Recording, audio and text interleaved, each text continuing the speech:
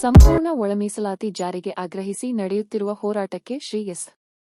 ಸಂಗಮೇಶ್ ಅಣ್ಣ ಅಭಿಮಾನಿ ಬಳಗದಿಂದ ಸಂಪೂರ್ಣ ಬೆಂಬಲ ವ್ಯಕ್ತಪಡಿಸಲಾಗುತ್ತದೆ.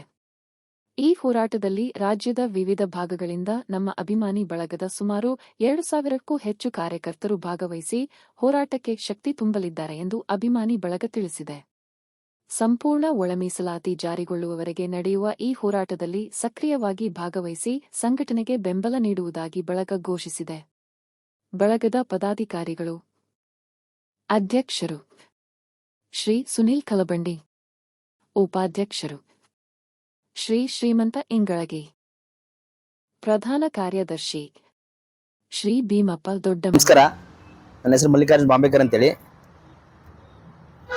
ಕರ್ನಾಟಕ ಸಂಪೂರ್ಣ ಒಳ ಮೀಸಲಾತಿ ಒಕ್ಕೂಟದಿಂದ ಮಾತಾಡ್ತಾ ಇದ್ದೀವಿ.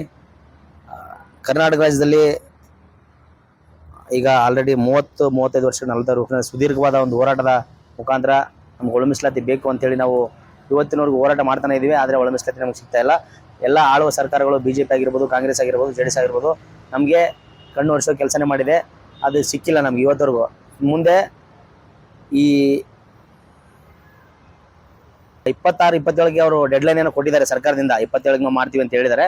26ರಿಂದ ನಾವು ಇನ್ನೂ ದಿನಾಂಕ ನಿಗದಿ ಮಾಡಬೇಕು ಹೋರಾಟಕ್ಕೆ.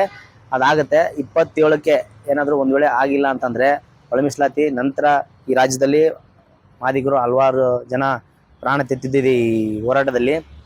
ಮುಂದೆ 27ನೇ ತಾರೀಕು ಏನಾದರೂ ಒಂದು ವೇಳೆ ಆಗಿಲ್ಲ ಅಂದರೆ ಬಹಳ ಸುದೀರ್ಘವಾದ ಹೋರಾಟ ಮಾಡ್ಕೊಂಡು ಬಂದಿದ್ದು ಸಾಕಾಗಿದೆ. ಇನ್ಮೇಲೆ ಇಷ್ಟು ದಿನ ನಾವೆಲ್ಲ ಶಾಂತಿ ಹೋರಾಟ ಮಾಡ್ಕೊಂಡು ಬಂದಿದ್ದೀವಿ. ಯಾವುದೇ ಅನಾಹುತಕರ ಘಟನೆಗಳು ಆಗ್ಬೋದು, ಅಹಿತಕರ ಘಟನೆಗಳು ಆಗಬಾರ್ದು ಅಂತೇಳಿ ಇನ್ಮೇಲೆ ಏನಿದ್ರು ಕ್ರಾಂತಿ ಹೋರಾಟ ಆಗುತ್ತೆ ಈ ರಾಜ್ಯದಲ್ಲಿ ಮಾದಿಗ ಸಮುದಾಯದಿಂದ. ಸರ್, ಈಗ ಕ್ರಾಂತಿ ಹೋರಾಟ ಅಂದ್ರೆ ಯಾವ ರೀತಿ ಮಾಡ್ತೀರಾ? 22ರಿಂದ ಅಹೋರಾತ್ರಿ ದಂಡಿ ಮಾಡ್ತೀವಿ ಮೇಡಮ್ ನಾವು ಫ್ರೀಡಂ ಪಾರ್ಕ್ನಲ್ಲಿ. ಸರ್, ಇದು ಕ್ರಾಂತಿ ಮಾಡ್ಕೊಂಡೆ. ಈಗ ಕ್ರಾಂತಿ ಹೋರಾಟ ಅಂದ್ರೆ ಏನು ಗೊತ್ತಾ ಮೇಡಮ್, ಇಷ್ಟು ದಿವಸ ನಾವು ಶಾಂತಿ ರೀತಿಯಿಂದ ಹೋರಾಟ ಮಾಡ್ಕೊಂಡು ಬಂದಿದ್ದೀವಿ. ಅದು ಸರ್ಕಾರಕ್ಕೆ ಬಿಸಿತ್ತು ಮುಟ್ಟಿಲ್ಲ ಅಂತ ಅನ್ಸುತ್ತೆ ನಮಗೆ. ಯಾಕಂದರೆ ಅವರು ಇನ್ನೂ ನಮ್ಮ ಕಣ್ಣು ವರ್ಷ ಕೆಲಸನ ಮಾಡ್ತಾ ಇದ್ದಾರೆ.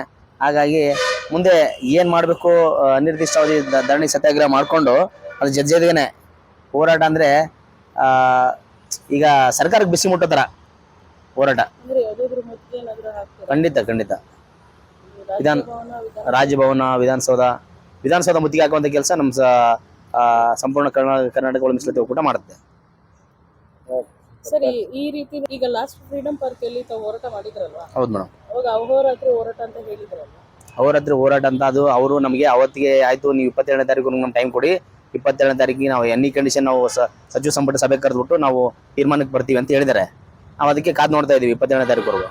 ಒಂದು ವೇಳೆ 27ನೇ ತಾರೀಕು ಆಗಿಲ್ಲ ಅಂದರೆ ನಾವು ಅಹೋರಾತ್ರಿ ಧರಣಿ ಅನಿರ್ದಿಷ್ಟಾವಧಿ ಸತ್ಯಾಗ್ರಹ ಸ್ಟಾರ್ಟ್ ಮಾಡ್ತೀವಿ ಫ್ರೀಡಂ ಪಾರ್ಕಲ್ಲಿ. ಈಗ SC/ST ಮೀಸಲಾತಿ ಜಾರಿ ಮಾಡಿದಾರಲ್ಲ, ಅದರಲ್ಲಿ ಒಳ ಮೀಸಲಾತಿ ಅಂದ್ರೆ ನಿಮ್ಮ ಮಾದಿಗ ಸಮುದಾಯಕ್ಕೆ ಎಷ್ಟು % ನೀವು ಕೇಳ್ತಾ ಇದ್ದೀರಾ? ಮಾದಿಗ ಸಮುದಾಯಕ್ಕೆ 6% ಕೇಳ್ತಾ ಇದೀವಿ ಮೇಡಮ್. ನಿಮ್ಮ ಜಾತಿಗೆ ಅನುಗುಣವಾಗಿ ಕೇಳ್ತಾ ಇದ್ದೀರಾ? ನಮ್ಮ ಜಾತಿಗೆ ಅನುಗುಣವಾಗಿ, ಜನಸಂಖ್ಯೆಗೆ ಅನುಗುಣವಾಗಿ. ಈಗ ಎಷ್ಟು % ಮೀಸಲಾತಿ ಇದೆ ಅಂತ? ಯಾವುದು? ಈಗ ಒಳ ಮೀಸಲಾತಿ ಯಾವುದು? ಈಗ ವರದಿ ಮಾಡಾರಲ್ಲ, ಅದರಲ್ಲಿ 6% ಇದೆ. 6% ಇದೆ ಮೇಡಮ್. 6, 4 ಒಂದಾಗಿದೆ. ಈಗ ಮೊದಲು 14% ಇತ್ತು. ನ್ಯಾಯಮೂರ್ತಿ ಸದಾಶಿವ ಆಯೋಗದ ವರದಿಯಲ್ಲಿ 6, 5, 3, 1 ಅಂತ ಇತ್ತು. 6 ಮಾದಿಗರಿಗೆ, 5 ವಲಯರಿಗೆ, 3 ಬೋವಿ ಲಂಬಾಣಿ ಕೊರ್ಮ ಕೊರ್ಚೆಗೆ ಅಂತ, 1 ಬೋವಿ ಲಂಬಾಣಿ ಕೊರ್ಮ ಕೊರ್ಚೆಗೆ ಅಂತ ಇತ್ತು. ಅದು ಈಗ ಮಾದಿಗರಿಗೆ 6, ವಲಯರಿಗೆ 6, ಮತ್ತೆ 3ರಲ್ಲಿ ಬೋವಿ ಲಂಬಾಣಿ ಕೊರ್ಮ ಅಂತೇಳಿ, ಆಮೇಲೆ 1ರಲ್ಲಿ ಅಲೆಮಾರಿ, ಆರ್ಯ ಅಲೆಮಾರಿ ಅಂತ ಬರ್ತದೆ. ಈಗಾಗಿದೆ.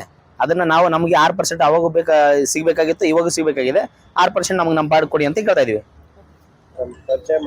ನನ್ನ ಹೆಸರು ಮಲ್ಲಿಕಾರ್ಜುನ್ ಬಾಂಬೇಕರ್ ಅಂತ. ಹೆಸರು ನಾಗಮಣಿ. ನಾನು ಒಳ ಮೀಸಲಾತಿ ಹೋರಾಟಗಾರರಲ್ಲಿ ನಾನು ಸಹ ಪಾಲ್ಗೊಂಡು ಸುಮಾರು ವರ್ಷಗಳ ಕಾಲ ಹೋರಾಟ ಮಾಡ್ತಾ ಬಂದಿರೋದು. ಎಲ್ಲಾ ವರದಿಗಳು ಸಹ ಜನಸಂಖ್ಯೆ ಅನುಸಾರವಾಗಿ ಮಾದಿಗ ಸಮುದಾಯಕ್ಕೆ ಹೆಚ್ಚಾಗಿರೋದ್ರಿಂದ ಈಗ ಮಾಧುಸ್ವಾಮಿ ವರದಿ ಆಗಿರ್ಬೋದು, ಸದಾಶಿವ ವರದಿ ಆಗಿರ್ಬೋದು, ಈಗ ನಾಗಮೋಹನ್ ದಾಸ್ ಕಮಿಟಿಯವರು ಮಾಡಿರ್ತಕ್ಕಂಥ ವರದಿ ಆಗಿರ್ಬೋದು, ಹೆಚ್ಚಿನ ಜನಸಂಖ್ಯೆ ಇರೋದು ಮಾದಿಗ ಸಮುದಾಯಕ್ಕೆ ಇರೋದ್ರಿಂದ ಬಹಳ ತಳಮಟ್ಟದಲ್ಲಿ ಏನು ಅನುಕೂಲಗಳನ್ನ ಪಡ್ಕೊಳ್ದೇನೆ ಬಹಳ ಹೀನಾಯ ಪರಿಸ್ಥಿತಿನಲ್ಲಿ ಉತ್ತರ ಕರ್ನಾಟಕದಲ್ಲಾಗಿರ್ಬೋದು, ಬೇರೆ ಬೇರೆ ರಾಜ್ಯಗಳಲ್ಲಾಗಿರ್ಬೋದು, ಎಲ್ಲಾ ಕಡೆನೂ ಅಷ್ಟೇನೆ ಬಹಳ ಹೀನಾಯ ಪರಿಸ್ಥಿತಿನಲ್ಲಿ ಬದುಕ್ತಕ್ಕಂತ ಕೆಲಸಗಳು ನಾವು ಕಣ್ಣಲ್ಲಿ ಎಲ್ಲಾ ಕಡೆ ನೋಡ್ತಾ ಇದ್ದೀವಿ. ನಿಜವಾಗ್ಲೂ ನಾವು ಉತ್ತರ ಕರ್ನಾಟಕ ಭಾಗದಲ್ಲಿ ಹೋದ್ರೆ ನಮ್ಮ ಹಂದಿಗೂಡ್ಗಿಂತ ಕಡೆಯಾಗಿ ಜನ ಬದುಕ್ತಾ ಇದ್ದಾರೆ. ವಿದ್ಯಾಭ್ಯಾಸದಲ್ಲಾಗಿರ್ಬೋದು, ರಾಜಕೀಯದಲ್ಲಾಗಿರ್ಬೋದು, ಅಥವಾ ಅಧಿಕಾರ ಪಡ್ಕೊಳ್ತಕ್ಕಂತ ಒಂದು ಪರಿಸ್ಥಿತಿನಲ್ಲಾಗಿರ್ಬೋದು, ಬಹಳ ಒಂದು ಕುಬ್ಜತೆಯಿಂದ ಬದುಕ್ತಕ್ಕಂತ ಜೀವನದ ಒಂದು ವ್ಯತೆಯನ್ನ ಅನುಭವಿಸ್ತಾ ಇದ್ದಾರೆ. ಇಷ್ಟು 35 ವರ್ಷಗಳ ಕಾಲ ಹೋರಾಟ ಮಾಡ್ತಾ ಬಂದಿದ್ರು ಸಹ ಎಷ್ಟೊಂದು ಜನಗಳು ಸಹ ಪ್ರಾಣತ್ಯಾಗ ಮಾಡಿದ್ದಾರೆ. ಆಮೇಲೆ ತನ್ನ ಜೀವನವನ್ನೇ ಸರ್ವನಾಶ ಮಾಡ್ಕೊಂಡು, ತ್ಯಾಗ ಮಾಡ್ಕೊಂಡು, ಮನೆ ಮಠ ಬಿಟ್ಟು ಬೀದಿ ಹೋರಾಟ ಮಾಡ್ಕೊಂಡು, ಕಾಲ್ನಡಿಗೆ ಜಾಥಾ ಬಂದು, ಊಟ ಏನು ಮಳೆ ಗಾಳಿ ಅಂದೇನೆ ಫ್ರೀಡಂ ಪಾರ್ಕ್ ನ ತಮ್ಮ ಮನೆ ಆಗಿಟ್ಕೊಂಡು ಬದುಕೊಂಡು ಬಂದಿದ್ದಾರೆ. ಆದ್ರೂ ಒಂದು ಲಾಸ್ಟ್ಗೆ ಒಂದು ನಾಗಮೋಹನ್ ದಾಸ್ ಕಮಿಟಿ ಅಂತ ಸರ್ಕಾರನೇ ರಚನೆ ಮಾಡಿತ್ತು. ಕೋಟ್ಯಾಂತರ ರೂಪಾಯಿ ನಷ್ಟ ಮಾಡಿ ಅದನ್ನ ಸರ್ಕಾರ ರಚನೆ ಮಾಡಿರ್ತಕ್ಕಂತ ಒಂದು ಇದನ್ನು ಸಹ ಇವಾಗ ಕಡೆಗಣಿಸ್ಬಿಟ್ಟು ಅದನ್ನು ಸರಿ ಇಲ್ಲ ಅಂತ ಅನ್ನೋದು ಎಷ್ಟರ ಮಟ್ಟಿಗೆ ಸರಿ ಇದೆ? ಯಾಕೆ ಇದು ಮುಂಚೆನೆ ಬುದ್ಧಿ ಇರ್ಲಿಲ್ವಾ ಇವ್ರಿಗೆ? 40 ವರ್ಷದಿಂದ ಮಾದಿಗ ಜನಾಂಗ ಹೋರಾಟ ಮಾಡ್ತಾ ಇದ್ರಲ್ಲ, ಅವಾಗ ಯಾಕೆ ಬಂದು ತಡೆ ಹಿಡಿಲಿಲ್ಲ? ಇವಾಗ ಎಲ್ಲ ಆದ್ಮೇಲೆ ಪ್ರವರ್ಗ ಎ ಅಂತ ಬಂದ್ಮೇಲೆ ಈಗ ಮೂಗ್ ತೋರಿಸ್ತಕ್ಕಂತ ಕೆಲಸ ಯಾಕೆ ಮಾಡ್ಬೇಕಾಗಿತ್ತು?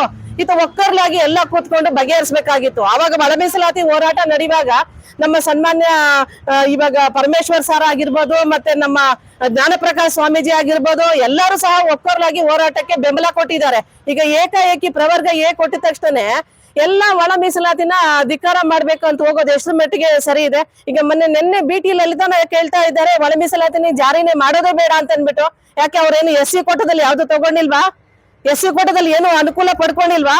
ಅಂಕಿ ಅಂಶಗಳ ಪ್ರಕಾರ ಅಧಿಕಾರಿಗಳಾಗಿರ್ಬೋದು, ಮತ್ತೆ ಬೇರೆ ಬೇರೆ ಕ್ಷೇತ್ರಗಳಲ್ಲಾಗಿರ್ಬೋದು ತಗೊಳ್ಳಿ, ಅಂಕಿ ಅಂಶ ತಗೊಳ್ಳಿ. ಯಾವ ಜನಸಂಖ್ಯೆ ಇದೆ, ಯಾವ ಜನಸಂಖ್ಯೆ ಹೆಚ್ಚಿನ ಒಂದು ಅನುದಾನಗಳನ್ನ ಪಡ್ಕೊಂಡಿದೆ. ನಾವು ತಳಮಟ್ಟದಲ್ಲಿ ಇರೋರಿಗೆ ನಾವು ಈಗ 8 ಜನ ಮಕ್ಳು ಇರ್ತಾರೆ ಅಂತಂದ್ರೆ ಎರಡು ಫ್ಯಾಮಿಲಿ 2 ಮಕ್ಕಳೇ ತಿನ್ನೋದಲ್ಲ, ಅದು 6 ಜನ ಮಕ್ಕಳಿಗೂ ಹಂಚಿ ತಿಂತಕ್ಕಂತ ಸ್ವಭಾವ ನಮ್ಮ ಮಾದಿಗ ಸಮುದಾಯಕ್ಕಿದೆ. ಅದರಲ್ಲಿ ಹಲವಾರು ಜನಗಳನ್ನು ಒಂದು ಬಹಳ ಹೀನಾಯವಾಗಿ ನೋಡ್ತಾ ಇದ್ದಾರೆ. ಅದು ಸಹ ಸರಿ ಇಲ್ಲ. ಇವಾಗ ನಾವು ಒಟ್ಟಾರೆ ಹೇಳ್ಬೇಕಂದ್ರೆ ನಮ್ಮದು ಏನಿದೆ 6% ನಮಗ್ ಕೊಟ್ಬಿಡ್ಲಿ, ಮಿಕ್ಕಿದ್ ಅವ್ರು ಏನಾದ್ರೂ ಮಾಡ್ಕೊಂಡು ಹೋಗ್ಲಿ, ಏನಾದ್ರೂ ಆಗ್ಲಿ, ನಮಗ್ ಅದ್ ಬೇಕಾಗಿಲ್ಲ. ನಾವು ಕೇಳ್ತಾ ಇರೋದು ಸರ್ಕಾರನ, ನೀವು ನಾಗಮೋಹನ್ ದಾಸ್ ಕಮಿಟಿ ಮಾಡಿದೀರಾ, ಆ ಕಮಿಟಿ ಅಂತೆ ನೀವು ಒಳ ಮೀಸಲಾತಿ ಜಾರಿ ಮಾಡಿ ಜನರಿಗೆ ರಕ್ಷಣೆ ಕೊಡಿ. ನೀವು ಇವತ್ತು ಅದನ್ನೇನಾದ್ರೂ ನೀವು ಬಗೆಹರಿಸಿದ್ರೆ ಸಿದ್ದರಾಮಯ್ಯ ಅವರಿಗೆ ಜೈಕಾರ ಹೇಳ್ತೀವಿ. ಇಲ್ಲ ಅಂದ್ರೆ ಮುಂದಿನ ದಿನಗಳಲ್ಲಿ ನಮ್ ಜನ ಏನು ಉತ್ತರ ಕೊಡ್ತಾರೆ ನೀವು ಅದನ್ನ ಕಾದ್ ನೋಡ್ಬೇಕಾಗುತ್ತೆ. ನೀವು ಅದನ್ನ ಉತ್ತರ ನಾವ್ ಏನ್ ಮಾಡ್ತೀವಿ ಅಂತಾನು ಹೇಳಲ್ಲ, ನೀವು ನಿದ್ದೆಗೆಟ್ಟು ಕಾಯ್ಬೇಕಾಗುತ್ತೆ ನಾವು ಉತ್ತರ ಏನ್ ಕೊಡ್ತೀವಿ ಅಂತೇಳಿ. ನಮಸ್ಕಾರ, ನನ್ನ ಹೆಸರು ಸುಲೋಚನಾ ಅಂತ. ನಾನು ಸಂಪೂರ್ಣ ಒಳ ಮೀಸಲಾತಿ ಒಕ್ಕೂಟದ ಪ್ರಧಾನ ಕಾರ್ಯದರ್ಶಿ. ಈಗಾಗಲೇ ನಮ್ಮ ಹಿರಿಯರು ಎಲ್ಲ ತಿಳಿಸಿದಂತೆ ಒಳ ಮೀಸಲಾತಿ ನಮ್ಮ ಪಾಲಿಗೆ ಏನ್ ಬರಬೇಕು ಅದನ್ನ ಈ ಕೂಡಲೇ ರಾಜ್ಯ ಸರ್ಕಾರ ಅದನ್ನ ನಮ್ಗೆ ಕೊಡ್ಲೇಬೇಕು. ಏಕೆಂದ್ರೆ ಇದು 30 ವರ್ಷದಿಂದ ನಿರಂತರವಾದ ಹೋರಾಟವನ್ನ ಮಾಡ್ಕೊಂಡು ಬಂದಿದ್ದೀವಿ. ನಮ್ಮಲ್ಲಿ ಇದಕ್ಕಾಗಿ ಸುಮಾರು ಜನ ನಮ್ಮಲ್ಲಿ ಪ್ರಾಣತ್ಯಾಗಗಳನ್ನು ಮಾಡ್ಬಿಟ್ಟಿದ್ದಾರೆ, ಬಹಳಷ್ಟು ಹೋರಾಟಗಳನ್ನು ಮಾಡ್ಕೊಂಡು ಬಂದಿದ್ದಾರೆ. ಏನು ಇವತ್ತು ರಾಜ್ಯ ಸರ್ಕಾರ ಅವರೇ ನೇಮಕ ಮಾಡಿ ನಾಗಮೋಹನ್ ದಾಸ್ ವರದಿ ಅದರ ಶಿಫಾರಸ್ಸಿನಂತೆ ನಮ್ಗೆ 6% ಕೊಡ್ಬೇಕು. ಯಾಕೆಂದ್ರೆ ಈ ಸರ್ಕಾರ ನಮಗ್ ಗೊತ್ತಿದ್ದಂಗೆ ಶೋಷಿತರ ಪರವಾಗಿ, ದಮನಿತರ ಪರವಾಗಿ ಇರುವಂತಹ ಸರ್ಕಾರ. ಪ್ರಣಾಳಿಕೆಯಲ್ಲೂ ಕೂಡ ಇವರು ನಮ್ಗೆ ಒಂದು ಭರವಸೆಯನ್ನ ಕೊಟ್ಟಿದ್ರು, ಒಳ ಮೀಸಲಾತಿ ನಾವು ಸಂಪೂರ್ಣ ಜಾರಿ ಮಾಡ್ತೀವಿ ಅಂತ ಹೇಳಿದ್ರು. ಈಗ ಅದಕ್ಕೊಂದು ಕಾಲಾವಕಾಶ ಸಿಕ್ಕಿದೆ ಅವ್ರಿಗೆ. ಈ ಒಂದು ಸರ್ಕಾರ ಈ ಅವಧಿಯಲ್ಲಿ ಅದನ್ನ ಒಳ ಮೀಸಲಾತಿ ಸಂಪೂರ್ಣ ಜಾರಿ ಮಾಡೋದ್ರ ಮೂಲಕ ಸಿದ್ದರಾಮಯ್ಯನವರು ಒಂದು ಇತಿಹಾಸದ ಪುಟಗಳಿಗೆ ಸೇರುವಂತಹ ಸುವರ್ಣ ಅವಕಾಶ ಅವರಿಗಿದೆ. ನಾವು ಮಾದಿಗ ಸಮಾಜದಲ್ಲಿ ಬಹಳಷ್ಟು ಶೋಷಿತರು, ದಮನಿತರು, ಈಗಾಗಲೇ ಹೇಳ್ದಂಗೆ ನಮ್ಮಲ್ಲಿ ಬಹಳ ಹಿಂದುಳಿದಿದ್ದೀವಿ. ನಾವು ಶೈಕ್ಷಣಿಕವಾಗಿ ಮತ್ತೆ ಆರ್ಥಿಕವಾಗಿ ಇದನ್ನೆಲ್ಲ ಕೂಡ ನಾಗಮೋಹನ್ ದಾಸ್ ಅವರ ವರದಿಯಲ್ಲಿ ಅವರು ಅದನ್ನ ಶಿಫಾರಸ್ ಮಾಡಿದ್ದಾರೆ. ಇದನ್ನ ಈಗ ರಾಜ್ಯ ಸಂಚಾಲಕರ ಬಹಳಷ್ಟು ಅವರು ಒಕ್ಕೂಟಗಳು ಕೂಡ ಮೊನ್ನೆ ಎಲ್ಲ ಬಹಳಷ್ಟು ಅದನ್ನ ನಾವು ಪ್ರತಿಭಟನೆ ಕೂಡ ತುಂಬಾ ದೊಡ್ಡ ಮಟ್ಟದಲ್ಲಿ ಫ್ರೀಡಂ ಪಾರ್ಕ್ ಅಲ್ಲಿ ನಡೆದಿದೆ.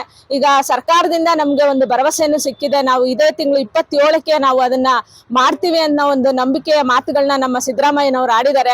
ಆ ನಂಬಿಕೆಯ ಮಾತುಗಳನ್ನ ನಂಬಿಕೊಂಡು ಇವತ್ತು ನಾವು ಸಾವಿರಾರು ಜನ, ಲಕ್ಷಾಂತರ ಜನ ಇವತ್ತು ನಾವು ಆ ನಿರೀಕ್ಷೆಯಲ್ಲಿ ನಾವು ಕಾಯ್ತಾ ಇದ್ದೀವಿ.